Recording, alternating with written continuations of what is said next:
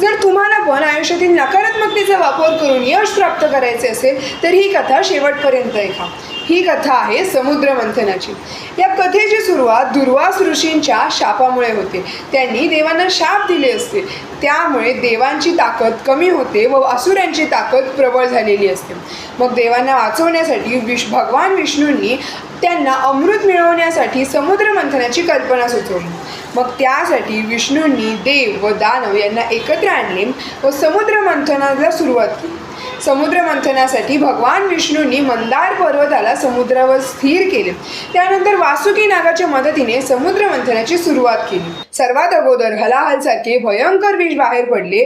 ते विष भगवान शंकरांनी प्राशन केले। ते विष पचल्यानंतरच समुद्रामधून लक्ष्मी, ऐरावत यांसारखी 14 रत्ने व सर्वात शेवटी अमृत बाहेर आले। म्हणजेच ही कथा आपल्याला शिकवते की जेव्हा आपल्या जीवनात भीती, नैराश्य, नकारात्मकता येते त्यावेळी आपली आंतरिक शक्ती कमी झालेली असते। अशा वेळी आपल्याला ध्येयाच्या मार्गावर चालत असताना आपल्या विरोधी विचारांच्या लोकांशी सुद्धा जुळवून घ्यावं लागतं।